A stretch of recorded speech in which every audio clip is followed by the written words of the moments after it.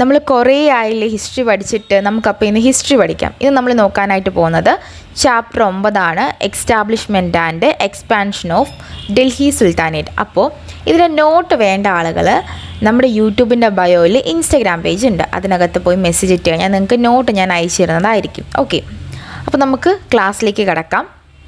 അപ്പോൾ ഡൽഹി സുൽത്താനേറ്റ് എന്താണെന്ന് വെച്ചാൽ, കുറേ നാൾക്ക് മുമ്പ് ഒരു 1206 മുതൽ 1526 വരെ നമ്മുടെ ഇന്ത്യയെ ഭരിച്ചത് 5 മുസ്ലിം രാജവംശങ്ങളായിരുന്നു.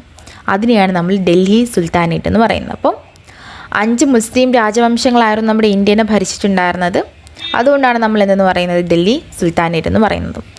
ഏതൊക്കെയാണ് നമുക്ക് ഓരോ എണ്ണങ്ങൾ പഠിക്കുമ്പോഴത്തേന് പഠിച്ച് പോവാം.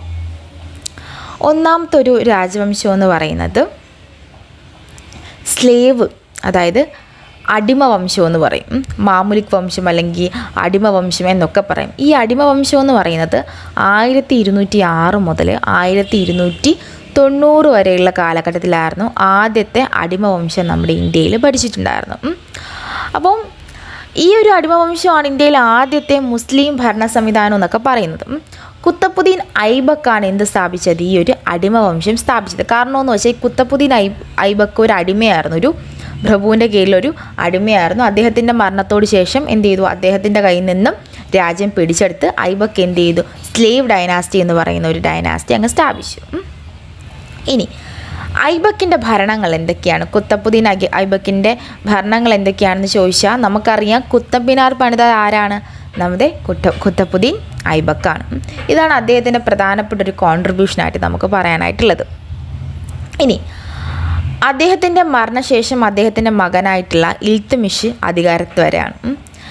ഇൽത്തുമിഷ് എന്ന് പറയുന്നത് വളരെ പ്രോമിനൻ്റ് ആയിട്ടുള്ള ഒരു രാജാവായിരുന്നു. അദ്ദേഹമാണ് ഇക്ത സംവിധാനം അല്ലെങ്കിൽ ഇക്ത നികുതി സമ്പ്രദായം നടപ്പിലാക്കിയത്. നികുതി സമ്പ്രദായം എന്താണെന്ന് വെച്ചാൽ, ഒരു ആൾ കാണും, ഒരു നോബിൾ കാണും, അയാളുടെ കയ്യിൽ ജനങ്ങളുടെ നികുതിയെല്ലാം അയാളുടെ കയ്യിൽ കൊടുക്കുക, അയാൾ നേരെ രാജാവിൻ്റെ കയ്യിലെത്തിക്കും. അങ്ങനെയുള്ള ഈ ഒരു നികുതി സംവിധാനം നടപ്പിലാക്കിയത് ആരായിരുന്നു, നമ്മുടെ ഇൽത്തുമിഷായിരുന്നു. അപ്പം ഇൽത്തുമിഷിന് തൻ്റെ ആൺമക്കളെ കാട്ടിയും ഏറ്റവും പ്രിയം തോന്നിയത് തൻ്റെ പെൺകുട്ടിയോട് അല്ലെങ്കിൽ തൻ്റെ മകളടുത്താണ്.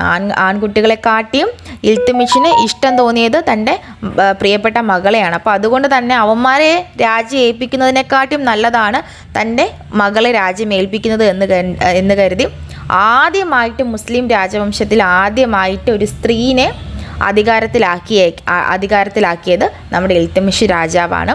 അദ്ദേഹത്തിൻ്റെ മകളുടെ പേരാണ് റസിയ സുൽത്താന. അപ്പം ആദ്യമായിട്ട് എന്ത് ചെയ്യുകയാണ്, റസിയ സുൽത്താന എന്ത് ചെയ്യുകയാണ്, രാജകുമാരിയായിട്ട് അല്ലെങ്കിൽ സുൽത്താനയായിട്ട് അങ്ങ് അവരോഹണം ചെയ്യുകയാണ്.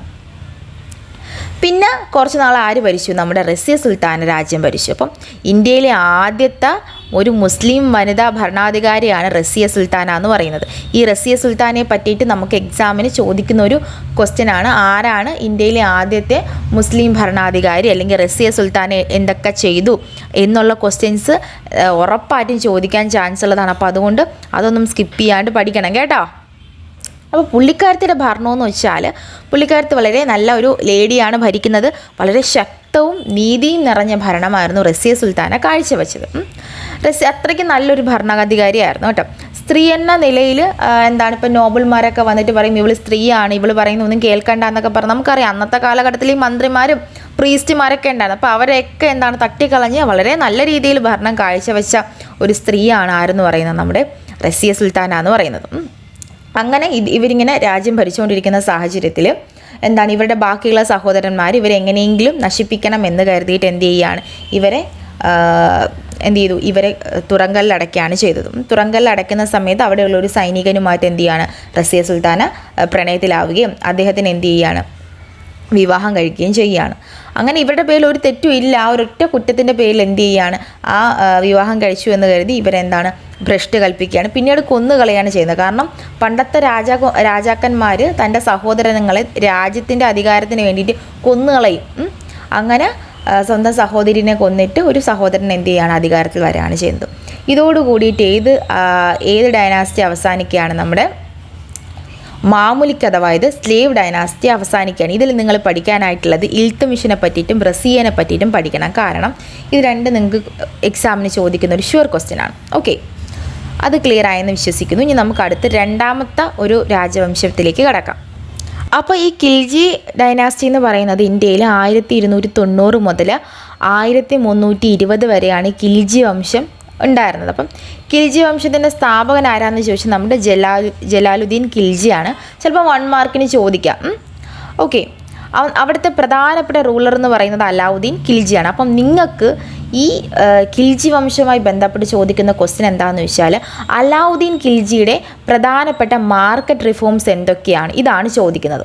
എസ്എ ടൈപ്പ് ക്വസ്റ്റ്യൻ ഈ മാത്രമായിരിക്കും ചോദിക്കുന്നത്. അപ്പം അലാവുദ്ദീൻ ഖിൽജി എന്ന് പറയുന്നത് 1296 മുതൽ 1316 വരെയാണ് എന്ത് ചെയ്തത് അദ്ദേഹത്തിൻ്റെ ഭരണകാലഘട്ടം എന്ന് പറയുന്നത്. അദ്ദേഹം മെയിനായിട്ട് ഈ മാർക്കറ്റ് റിഫോംസ് എന്ന് പറയുന്നത്, അതായത് മാർക്കറ്റിൽ ഒരു പരിഷ്കരണം കൊണ്ടുവരാനായിട്ടുള്ള കാരണം എന്താണെന്ന് വെച്ചാൽ അന്നത്തെ വിലവർധനയും അഴിമതിയും തടയുക, അതായിരുന്നു മെയിനായിട്ടുള്ള റീസൺ എന്ന് പറയുന്നത്. മാത്രമല്ല സൈനികർക്ക് വളരെ കുറച്ച് വിലയിൽ എന്ത് ചെയ്യുക, സാധനങ്ങൾ എത്തിക്കുക. ഇതിനൊക്കെ വേണ്ടിയിട്ടായിരുന്നു എന്ത് ചെയ്തത് അദ്ദേഹം ഈ മാർക്കറ്റ് റിഫോംസ് എന്ന് പറയുന്ന പരിപാടി കൊണ്ടുവന്നത്. അപ്പോൾ ആദ്യത്തെ ഒരു റിഫോംസ് എന്താണെന്ന് ചോദിച്ചാൽ, കാരണം ഇത് 6 മാർക്കിന് ചോദിക്കുന്ന ക്വസ്റ്റ്യൻ ആണ് കേട്ടോ, അപ്പോൾ അതുകൊണ്ടാണ് ഞാൻ കുറച്ച് എക്സ്പ്ലെയിൻ ചെയ്ത് എഴുതിയിട്ടുള്ളത്. അപ്പം ഒന്നാമതെന്ന് പറയുന്നത് കമ്പോള പരിഷ്കരണത്തിൽ ഒന്നാമത്തെ പരിഷ്കരണം എന്ന് പറയുന്നത് വില നിയന്ത്രിക്കുകയാണ്. വില എങ്ങനെയാണ് നിയന്ത്രിക്കുക എന്ന് ചോദിച്ചു കഴിഞ്ഞാൽ ധാന്യങ്ങൾക്കും പച്ചക്കറികൾക്കും അതേപോലെ തന്നെ വസ്ത്രങ്ങൾ, മാംസം, പാല് തുടങ്ങിയവയുടെയൊക്കെ എന്താണ് ഒരു പ്രത്യേക വില അങ്ങ് നിയന്ത്രിച്ച് വെച്ചിട്ടുണ്ട്. ഈ നിയന്ത്രിച്ച വില ഒക്കെ ആയിരിക്കണം കടകളിൽ എന്ത് ചെയ്യാനായിട്ടുള്ളത്, സാധനങ്ങൾ വിൽക്കാനായിട്ടുള്ളത്. അപ്പം വില നിയന്ത്രണം എന്ന് വെച്ചാൽ രാജാവ് നിശ്ചയിച്ച് ഈ വിലപ്രകാരമായിരിക്കണം എന്ത് ചെയ്യാനായിട്ട് സാധനങ്ങൾ അങ്ങോട്ടും ഇങ്ങോട്ടും വിൽക്കാനായിട്ടും വാങ്ങാനായിട്ടും. അതാണ് വില നിയന്ത്രണം എന്ന് പറയുന്നത്. ഇനി മാർക്കറ്റുകൾ സ്ഥാപിച്ചു. ഡൽഹിയിൽ പ്രധാനമായിട്ടും 3 മാർക്കറ്റുകൾ അദ്ദേഹം സ്ഥാപിക്കുകയാണ്. ഒന്നാമത്തേന്ന് വെച്ച് കഴിഞ്ഞാൽ ധാന്യ മാർക്കറ്റ്, അതായത് ധാന്യങ്ങൾക്ക് വേണ്ടി മാത്രമുള്ളത്, അവിടെ ഒരു ഫിക്സഡ് റേറ്റ് ആയിരിക്കും. വസ്ത്രങ്ങൾക്ക് വേണ്ടി രണ്ടാമതൊരു മാർക്കറ്റ്, അവിടെയും എന്തായിരിക്കും, വസ്ത്രങ്ങൾക്കൊരു നിശ്ചിത പ്രൈസ് ആയിരിക്കും ഉണ്ടായിരിക്കുന്നത്. പിന്നെ കുതിര, അതിന് വേണ്ടിയിട്ടൊരു മാർക്കറ്റ്, അതായത് കുതിര ഉണ്ടാക്കാൻ, അതായത് കുതിരയുടെ വിൽപ്പനയ്ക്കും അതിൻ്റെ ആഹാരത്തിനൊക്കെ ആയിട്ട് വേണ്ടിയിട്ടൊരു മാർക്കറ്റ് വേറെ. അങ്ങനെ എന്ത് ചെയ്തു, ഇങ്ങനെ 3-4 മാർക്കറ്റായിട്ട് എന്ത് ചെയ്യുകയാണ് അദ്ദേഹം തരംതിരിക്കുകയാണ് ചെയ്യുന്നത്. അതുകൂടാതെ അദ്ദേഹം എന്ന് വെച്ചാൽ മാർക്കറ്റുകളുടെ മേൽനോട്ടം വഹിക്കാനായിട്ട് ഷഹ്ന എന്ന് പറയുന്ന ഒരു ഓഫീസറിനെ എന്ത് ചെയ്തു, നിയമിച്ചു.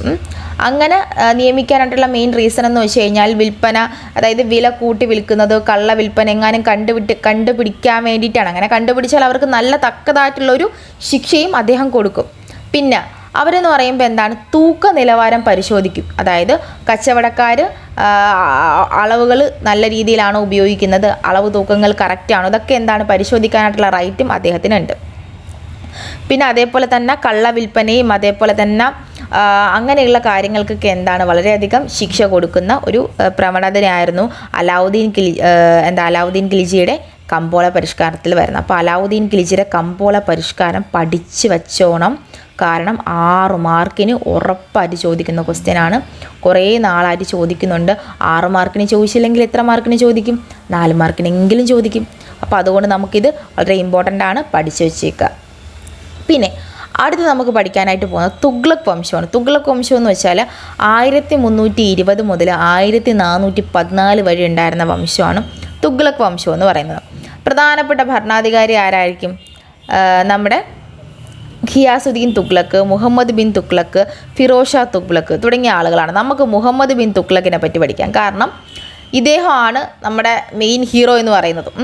ഇതിഹാസത്തിലെ ഏറ്റവും ബുദ്ധിമാനായിട്ടുള്ള വിഡ്ഢി എന്ന് പറയുന്ന ഒരു വ്യക്തിയാണ് നമ്മുടെ ഈ തുഗ്ലക്ക് എന്ന് പറയുന്നത്. അപ്പം വേറൊന്നുമല്ല, പുള്ളിക്കാരൻ ഓരോ നല്ല കാര്യങ്ങൾ ചെയ്യുമ്പോഴും അതിൻ്റെ പിന്നിൽ എന്തായിരിക്കും, എന്ത് ചെയ്താലും അതിൻ്റെ പിന്നിൽ ഫ്ലോപ്പായി പോകും.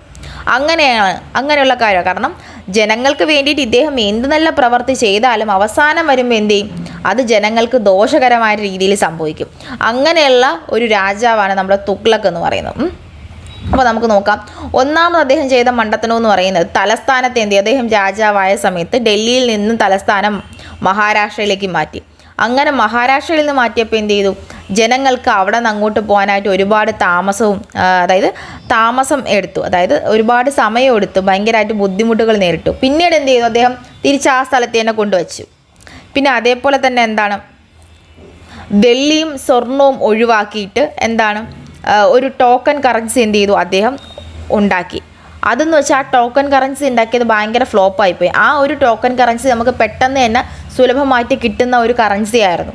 അപ്പോൾ എന്ത് ചെയ്തു, എല്ലാ ആളുകളുടെ കയ്യിലും കറൻസി ഉണ്ടായി. അപ്പോൾ സാധനങ്ങളില്ല, ആളുകളുടെ കയ്യിൽ ഈ കറൻസി കൂടി. ഇങ്ങനെ ഒരു ദിവസം രാജാവ് നടന്നു പോയപ്പോഴത്തേന് ഒരു വീതിയിൽ ഇദ്ദേഹം ഉണ്ടാക്കിയ കറൻസി ഇങ്ങനെ കുമിഞ്ഞു കൂടി കിടക്കുന്നത്. കാരണം എല്ലാവർക്കും ഉണ്ടാക്കാൻ പറ്റുന്ന സുലഭമായിട്ടുള്ള ഒരു കറൻസിയാണ് അദ്ദേഹം ഉണ്ടാക്കിയത്. അടുത്ത് സാമ്രാജ്യത്തിന് എന്ത് ചെയ്യാൻ തുടങ്ങി, അദ്ദേഹം വിപുലപ്പെടുത്താനായിട്ട് തുടങ്ങി. അപ്പോൾ എന്താണ്, അതായത് സാമ്രാജ്യം ദക്ഷിണേന്ത്യയിൽ നിന്ന് നിരവധി സ്ഥലങ്ങളിലേക്ക് വ്യാപിപ്പിക്കാനായിട്ട് അദ്ദേഹം തുടങ്ങി. അങ്ങനെ തുടങ്ങിയപ്പോൾ എന്ത് ചെയ്തു, അകത്തു നിന്നും ആക്രമണങ്ങൾ, പുറത്തു നിന്നും ആക്രമണങ്ങൾ ഉണ്ടായി. അങ്ങനെ അദ്ദേഹം എന്തൊക്കെ ചെയ്തോ അതൊക്കെ അവസാനം എന്ത് ചെയ്തു, ഫ്ലോപ്പായി പോവുകയാണ് ചെയ്തത്. അതാണ് അദ്ദേഹത്തിൻ്റെ പ്രധാനപ്പെട്ട കോൺട്രിബ്യൂഷൻ എന്ന് പറയുന്നത്. ചിലപ്പോൾ ചോദിച്ചാൽ ഇത്രയും അങ്ങോട്ട് എഴുതി വയ്ക്കുക. പിന്നെ വരുന്ന ഒരു പ്രധാനപ്പെട്ട രാജാവാണ് ഫിറോസ് ഷാ തുഗ്ലക്ക്.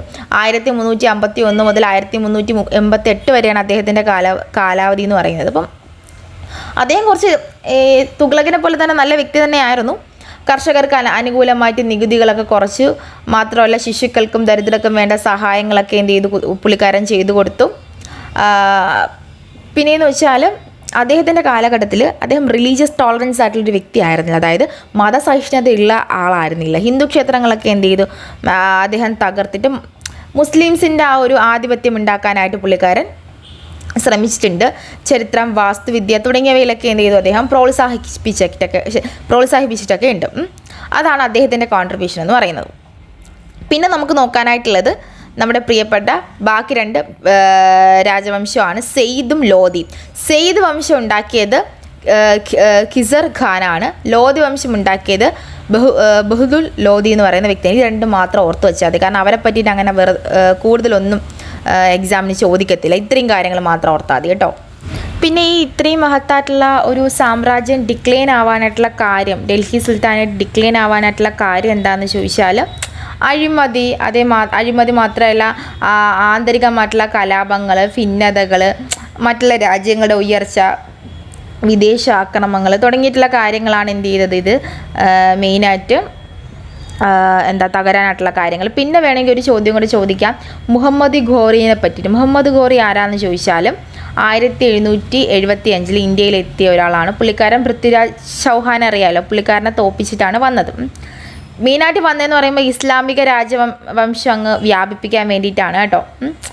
മാത്രമല്ല മുസ്ലിം മതം വ്യാപിപ്പിക്കാൻ വേണ്ടിയിട്ടാണ് ഇദ്ദേഹം മെയിനായിട്ട് വന്നത്. ഇത്രയും കാര്യങ്ങളാണ് നമുക്ക് എന്തിൽ പഠിക്കാനായിട്ടുള്ളത്, ഈ ഒരു ചാപ്റ്റർ 9 പഠിക്കാനായിട്ടുള്ളത്. അപ്പം എന്താണ് ഡൽഹി സുൽത്താനേറ്റിൻ്റെ റൂളേഴ്സ് ആരൊക്കെയാണ്, അവരുടെ കോൺട്രിബ്യൂഷൻസ് ഒക്കെ നന്നായിട്ട് പഠിക്കുക.